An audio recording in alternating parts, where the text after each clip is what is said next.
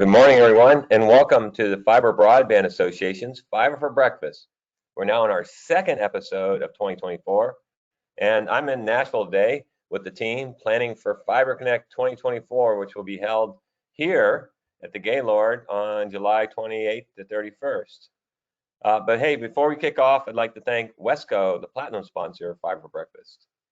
On Monday, January 8th, FCC Chairwoman Jessica Rosenworcel sent a letter to the Congress alerting them that the $14.2 billion Congress appropriated for ACP, the Affordability Connectivity Program, will run out in April. And she requested $6 billion to fund the program for the remainder of the year. If this additional funding is not appropriated, the FCC will begin to wind down the program for the 23 million Americans that are currently participating. The White House also issued a state-by-state fact sheet with data on how many families are enrolled in ACP in every congressional district. We expect bipartisan legislation to be introduced today that would allocate $7 billion in additional funding for ACP. The legislation will be introduced by Senators Peter Welch from Vermont, J.D. Vance from Ohio, and Representatives Yvette Clarke from New York and Brian Fitzpatrick from Pennsylvania. This is an issue that impacts every congressional district, and FBA encourages Congress to appropriate this funding to continue this program, which has been an integral part in enabling low-income Americans to be able to connect to the internet and participate in all aspects of our economy and society. Coming up, our first regional Fiber Connect workshop is coming up quickly on February 8th in Richmond. And we have an amazing lineup of speakers, including Joey Wender from Treasury. He has $1 billion left to spend of his $10 billion capital projects fund. And also former FCC chairman, Ajit Pai, will be joining us along with another great lineup of speakers. So registration for Richmond is open. It's going to sell out, so please register ASAP. In addition to Richmond, we'll be followed in April in Little Rock, Deer Valley, Utah in June, Des Moines in September, Albuquerque in November, and then of course the big granddaddy Fiber Connect 2024 conference in Nashville here on July 28th to 31st. This brings us to today's Fiber for Breakfast session with Tyler Cooper, Editor-in-Chief of Broadband Now, in a session titled Broadband First, Access to Fiber Internet Surpasses 50% of U.S. Homes. This is new research. But before I formally introduce today's guest, I'd like to introduce David Norris from our team, who's going to walk us through some housekeeping items. Thank you, Gary, and good morning to everybody who's joined us. Before we go over a few logistics, we'd like to again thank our platinum sponsor, Fiber for Breakfast, Wesco. Now, if you would all please keep in mind, all participants are in listen-only mode today. To ask a question, please type it into the question box located in your control panel on the side of your screen, and we will address the questions during a Q&A session near the end. This presentation is being recorded and will be available on FBA's website within 24 to 48 hours. You can find the recording in the Events tab under the Fiber for Breakfast drop-down option. At the conclusion of this presentation, you'll be prompted to complete a brief feedback survey. Please take a moment to do so. We appreciate your input. And now I will pass things back over to Gary to get us started. Thanks. Thanks, David, and good morning. I'm Gary Bolton, President and CEO of the Fiber Broadband Association. Last week on Fiber for Breakfast, we had Kevin Robinson, the President and CEO of the Wi-Fi Alliance. He discussed Wi-Fi 7 plus fiber delivering the next generation of home connectivity. Kevin shared with us how Wi-Fi 7 is built to handle more demanding applications such as AR and VR gaming and in the home and industrial IoT requirements that flow into fiber. These new applications will require higher bandwidth and low latencies. So two characteristics built into Wi-Fi 7 will make it optimal for pairing with fiber multi-gigabit services. So it was a great session. And if you missed it, please watch the replay or listen to the podcast. Today on Fiber for Breakfast, our guest is Tyler Cooper, Editor-in-Chief of the Broadband Now. And he's going to be talking about Broadband First, access to fiber internet surpasses 50% of U.S. homes. Tyler's Broadband Now's Editor-in-Chief, and he has over a decade of telecom experience and is a featured speaker in conferences like Net Inclusion 2020. And his expertise spans digital inclusion, municipal broadband, telecom legislation, emerging technologies, and the societal impact of broadband. Internationally recognized, Tyler's work includes publications such as VentureBeat and Tech Radar, Digital Trends, and The Next Web. He's been featured in Vice, Fox News, Voice America, and other outlets, addressing broadband issues like digital divide, net neutrality, cybersecurity, and internet access since 2015. So welcome, Tyler. And for our audience, please type in your questions as we go, and I think we'll have a great Q&A at the end of this session. So with that, I will turn things over to Tyler. Awesome. Gary, well, thank you so much. Appreciate you and Mia and the entire FBA team for having me. This is great. So yeah, we can just jump right in. Today I want to talk about a sort of first for the broadband industry, so access to fiber internet surpassing 50% of US households. And really this is going to kind of be a multi-pronged look at this, but basically something that we have been doing. I'm not going to spend a lot of time talking about fiber or why it's so great. There's many talented people who could probably explain that better than I can, and we all kind of probably agree on that front. So instead, I just want to kind of look at where we're at and maybe take a look at sort of a new approach at how we're kind of trying to measure this and see the progress as we move forward into the BEAD era. So we can go to the next slide, a quick breakdown. So what is broadband now? You can actually advance, there shouldn't be any. So started in 2015. So back in 2015 by two frustrated guys right here in Austin, Texas. The main goal was basically just finding good internet service easier. So this was around the time the federal broadband map, the national broadband map rather, was defunded. So our first task was essentially rebuilding that. And the goal was to make kayak.com for internet service. So essentially a consumer tool where people could go in, type an address in, and see what was available. So we did that. And we sort of built out this massive database of plans and pricing along the way. And so fast forward to today, you can go to the next slide. And we have, over 8 million visitors every year. We have 1.5 billion rows of data that we've processed in our internal database to sort of build a mosaic of plans and pricing across the nation. And a small editorial team comprised of writers, researchers, and data scientists working to better understand the digital divide and how it impacts us all and what we can do about it. So I've been fortunate enough to lead the editorial team for the past 4 years, and go to the next slide. We've been fortunate enough to be featured all over the internet, and it's been a great experience. So part of what we do is taking this sort of data set we've built out over the past 10 plus years, really, on the plans and pricing and also access, and sort of we realized early on that we could be doing much more with that data than just sort of presenting it to consumers. So the research side over the past 5 years has really been our effort to kind of contribute to the conversation more and publish open data sets in an area where there historically isn't so much. So go to the next slide. So before we kind of dive into the study findings, which this study actually came out late last year. You should be able to find a link somewhere in the show notes here, I believe. But this basically, we were looking at fiber access versus fiber adoption or penetration. And so most of you are going to be really familiar with this, but just a quick breakdown. So access in this case refers to the availability or presence of fiber optic cable. So the ability to actually subscribe to a service where, at the address.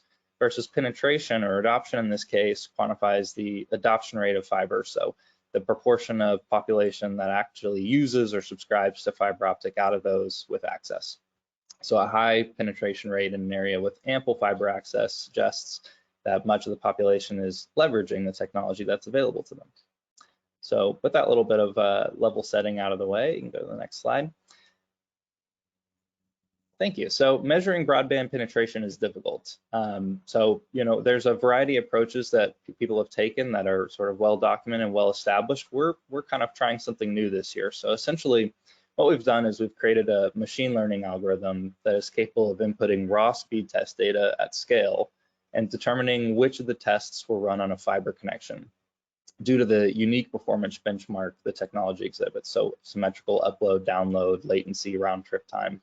So through our internal testing of this, we found that the algorithm has an accuracy rating of 95%, and we're actively working to improve it every day. This is sort of just another tool in our stable of tools to be able to better understand the true state of where we're at in the nation. Next slide. So honing in on fiber. So the way we sort of approach this this is our first time doing it this way, is we used our internal fabric of nationwide broadband availability data. And we've created 4 snapshots essentially of fiber availability ranging from December 2021 to June 2023. We then analyzed MLab speed test data for a 2-month period around each snapshot, each of the 4, totaling nearly 300 million speed tests in total for this study, using, again, our previously mentioned machine learning algorithm, random forest algorithm, to determine whether each speed test was done on a fiber connection. So you can see this, this graphic here. This is sort of the result of our penetration across states that we found. The full studies should be, again, available if you want to check this out. This is an interactive element on our site. But yeah, let's kind of break down. First, let's talk through access before we talk through the penetration side. We can go to the next slide. Thank you. So fiber access continues to increase. This probably isn't a surprise to many of you on this, watching this. So there's been a marked increase in average access to fiber over the past several years. So starting at around 45.89% in December 2021, we've risen to 55.61 by our count in June 2023. So a steady increase in fiber. This kind of feels pretty intuitive, I think. Fiber is being deployed. There is certainly fiber going in every year, and there's probably many of you watching this right now who are doing that work on the ground. So that's amazing. On the penetration side, the adoption side, though, what we found in this data set, go to the next slide, is that the sort of adoption rate has remained pretty stable as the technology has been deployed. So steady growth in the fiber market, the sort of adoption rate proportional to those who have access, according to this data, has remained relatively flat. So in some areas, what this could suggest to us is that there's sort of a market saturation in areas where providers have fiber, but more likely what it means is that more efforts are needed to convince users with existing legacy technologies to sort of make the switch to fiber. Many people have connections that they just think are good enough, and as I'm sure previous episodes of this show have highlighted, there's technologies and use cases coming that only fiber is suited for. So where does that sort of leave us? So we can go to the next slide. So what we found is that the sort of penetration rate has a pretty high degree of variability across states. So many states like Alaska, New Mexico, Arizona have a very high rate of fiber adoption or penetration, whereas other states have a very low, North Dakota, Vermont, Montana, based on the speed test data we're seeing. So, you know, I think more than anything, it seems like obviously, you know, you can look at the full study. There's an urban and rural disparity in terms of access, of course, in terms of the infrastructure that's being deployed. Obviously, there are less people in rural communities that have access to fiber still. But we can actually, on the next slide, we'll be able, so yeah, so basically, in general, once fiber access is provided, rural populations seem as eager to adopt fiber connectivity as their urban counterparts. So we actually sort of looked at the penetration rate across them, and they're both pretty standard. Once fiber is deployed, people tend to be pretty excited to get it. But the sort of the steady growth in fiber access, you know, I think is something that really just underscores the fact that fiber is a technology that over the last several years has been prioritized in a number of ways. Obviously, with the BEAD grant process, that's sort of shown a light on fiber, but also just over the last several years since COVID, I think for the first time, people are sort of paying more attention to their connection and sort of understanding its limits and understanding that a technology like fiber is really the only future-proof technology going into the future. And I think for a lot of people, this is the first time they've really had that kind of forward-thinking view, which I think presents a great opportunity for those of us talking about fiber and talking about the benefits. I think that largely this is a messaging challenge in many ways. You know, it's really just kind of getting the message out about what makes fiber unique. Yeah, and as far as the disparity in penetration rate that we see, that others see in various areas, I think it suggests varying levels of infrastructure development across states, policy implementation and prioritization among states. States with higher penetration levels might have benefited from early investments, favorable policies, or just a higher demand for advanced communication infrastructure, and also might just benefit from better messaging.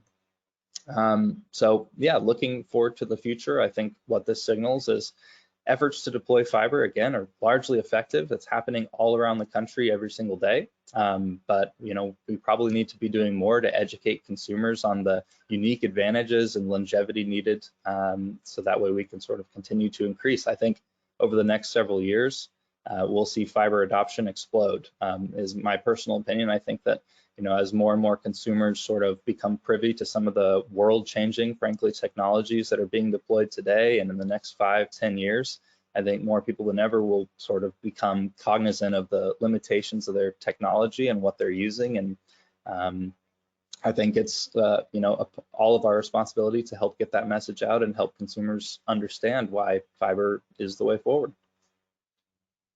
Well, Tyler, as we've talked about, I think broadband now has a great set of consumer tools, and I like using it a lot to find out what you guys are saying about different communities and who has providing broadband and stuff like that. So it's very user friendly. So unfortunately, I guess this analysis, your algorithm's kind of stuck on really what the speed test. So it's the MLab speed test is kind of the weak link in that. And so what can you do? Because let me just put in perspective. So our studies show that our availability is 51.5%. So you said 55%. So fairly close. You're a little bit overstated. We're pretty accurate on ours. So I think that part sounds close. Our penetration rates, our studies show little over 44% penetration rate across. And what we see is a little bit of lag in that, as soon as fiber is available, it takes some time for people to be able to get it subscribed and be able to get the drops put to their house and so forth. So there is a little bit of lag to the second someone passes your house with fiber to actually being able to get connected. You also, some people have to unwind from whatever contracts and so forth. But what we are seeing is that as people churn, that fiber is gaining about 15% of market share as people churn, and where it's taken away from is largely cable, 14% market share loss from cable. DSL used to be the biggest area of loss, but I guess there's less of that out there. So we're, our data, and I think I've explained this to you, but the way that our studies have done is we actually take consumer surveys, service provider surveys, and public data. So, like for instance, the CEO John Sankey of AT&T, who's deployed, they're going to be deploying 30 million homes of fiber. They've had 22 million homes at the end of 2022. Reported to JP Morgan in March that they were seeing double the take rates of their business case. And typically business cases are in the 30 to 40% range. So, and then interesting, my friend, the state broadband director for Vermont, kind of chimed in here too, saying you showed 0.4% in Vermont, where her data is 30% penetration. So seems to be you're on the right track, but there seems to be some fine tuning that needs to go on here.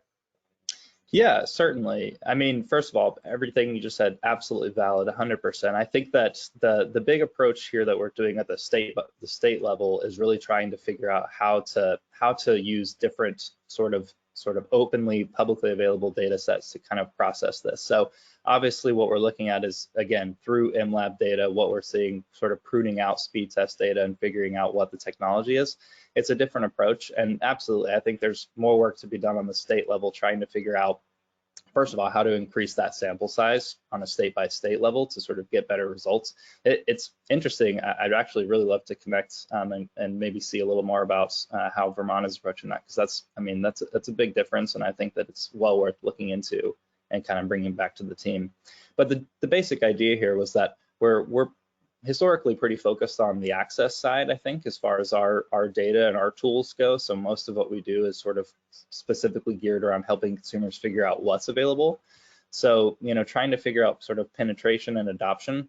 This is, we're sort of taking an outside perspective on this. This is not, we're not typically too, focused on figuring out, the market and kind of who has what and how services are doing. I think providers and many people such as yourself are probably better equipped to do that. I think what we're trying to do is really just leverage, again, open data sets and try to figure out maybe even just what those data sets are showing, right? Figure out kind of maybe the limitations of open speed tests in general, or figure out kind of what we're finding. And then obviously, yeah, there's always going to be room for improvement in our own process for sort of determining fiber and figuring out, what a fiber connection constitutes. You and I talked before the show, and there's a wide amount of variability in terms of the performance of a fiber connection, right? They all kind of have a pretty unique common ground, being the symmetric, speeds and the sort of latency and round trip time, but connection speeds can range super widely and have a lot of overlap with things like cable. So yeah, I think this is great feedback for us. This is the first in a series of these sort of analysis that we're going to be doing, looking at speed test data and correlating it to our own availability data. So super helpful, honestly, and honestly, we're just happy to share and get this feedback. Yeah, I just got a note back here from Christine, the state broadband director in Vermont, and they're happy to connect and help, because I think this tool is really valuable. If we can help to, find either other data points or a way to increase the sample size at the MLab speed test, because that's one data point. The other area of weakness, possibly, last week we had Wi-Fi Alliance, and I know I experienced this. I had at my house in Alabama, I have AT&T fiber, so I have a gigabit, and I was getting less than 5 megabits on my computer, and I'm like, what in the world? And so then I was able to sectionalize it, because I was able to use the regular speed test that showed for my computer, but then I also was able to, AT&T had it to my basically ONT. So I was able to see that I had 970 megabits to my house, but I was only getting 5 megabits to my computer. So the first thing I had to do is I had an old gateway, so I had to get AT&T bring a new gateway, and then I had to go into a Wi-Fi 6 mesh network, and it got me up to about 300 meg. Yeah. And so we are sipping to a straw with Wi-Fi, and anybody that doesn't have the latest Wi-Fi mesh network, and hopefully we'll get Wi-Fi 7 here and even be better. But so when you do your MLab speed test, does that include the Wi-Fi connection? So MLab data, I believe, is correcting for sort of the raw Wi-Fi output, but I'll have to look into it. But yeah, I think you're right. I mean, in general, people tend to run those speed tests also when they're having an issue, right? Kind of like what you just described. So I think that's certainly a limitation of speed test data, is that it's something where, people tend to run those not when they're super happy with their connection, or when, that everything is good, but when they're trying to diagnose an issue. So that's definitely a good point. Yeah, also, can you talk a little bit about, first of all, I just want to clarify, I'm super encouraged by what you're doing, and I think we can get there where you have some really great, accurate results. But can you talk a little bit about how, what parameters you use to detect fiber? Yeah, I can talk through a little bit. I'm probably not the one to answer the super specifics on how the algorithm is pruning out fiber, but basically what we do is look for a few key points. So one being a symmetric upload and download, or at least somewhat. There's a breakpoint that we use to determine how close the connection is, and then the latency and round trip time. So basically anything that we can glean from a speed test that's open data, we kind of built essentially like a breakpoint that kind of takes into account multiple variables and then determines that as a fiber connection. And we took this out of again a snapshot for 4 different times, so 4 different time periods, and we broke it out for each sort of bucket of speed tests that we have, and we kind of took the average of all of those. Great. So Tyler, also, there's a ton of questions in. Yeah, so Paul was saying the AT&T is reporting 38% penetration across their fiber network. We also talked about the impact of, so what impact do you expect that the various wireless solutions, including satellite, will have on the future of fiber deployments? Yeah, well, I mean, I think that's a great question. I mean, satellite has been probably another area that has gained a lot of attention in recent years. I think that you know, technologies like low Earth orbit satellite are certainly a promising solution for those in rural communities that don't have a terrestrial network to rely on. Yeah, Gary, I don't know. What do you think? I mean, I think that you know, satellite is likely going to be a technology that's here for quite a while to help people in those areas. I think that, you know, often we see this conversation framed around like the technology versus fiber. I think ultimately something we all kind of intuitively understand is that fiber is really the only future-proof technology to kind of handle many of the emerging use cases that we're seeing today. Things like what you mentioned with even some of the Wi-Fi 7 technologies, you know, some of those things sort of rely on the throughput that fiber has. Certainly AR, VR, smart grids, you know, really a lot of these things that require a massive amount of bandwidth. Obviously, those are not things that are, I think it's important to not get lost in the abstract. I mean, obviously, if you don't have any internet and you're in a rural community, if you can sign up for something like Starlink, that's amazing, right? Now you actually have functional internet, and that's great. But yeah, I think that fiber, you know, at least as I've had it explained to me, I think there's a lot of challenges deploying fiber on a ubiquitous scale. So if we could wake up tomorrow and have 100% of everyone have fiber, no matter where you are, I think that would be amazing. But there's a lot of challenges to deploying fiber, obviously, in many places, especially rural communities. So I think that's really, you know, again, fiber being the gold standard right now, we're fighting a battle on multiple fronts, I think. One, we're trying to make sure everyone just has functional internet, right? We're trying to make sure that people can get online, get connected, do what we're doing now, right? Be able to sort of participate in the digital economy. But also sort of looking into the future, we need to be cognizant of the technologies that are going to enable the sort of things that are common practice 10 years from now. And I think that it's probably reasonable to say that fiber is one of the only technologies that's ready to meet that need. Yeah, I think the biggest mistake is Washington using speed as a proxy, because, you know, forget about getting connected. We're building critical infrastructure for the future, and if you don't build fiber, you're not going to be able to advance the mobile network. You're not going to be able to, as you said, smart grid modernization, quantum networking, you know, the metaverse. So it's really about building critical infrastructure. It's not about meeting minimum speeds. That's why we saw the FCC's CAF program fail, because you were, you know, a race to the bottom doing 4.1 and then 10.1 and 25.3, and, you know, you keep funding the same areas over and over again. And that, you know, that's why RUS has been successful, because, you know, utility guys know about infrastructure and they build networks that are going to be, you know, last for 50, 100 years. And so, but anyway, you know, we're out of time.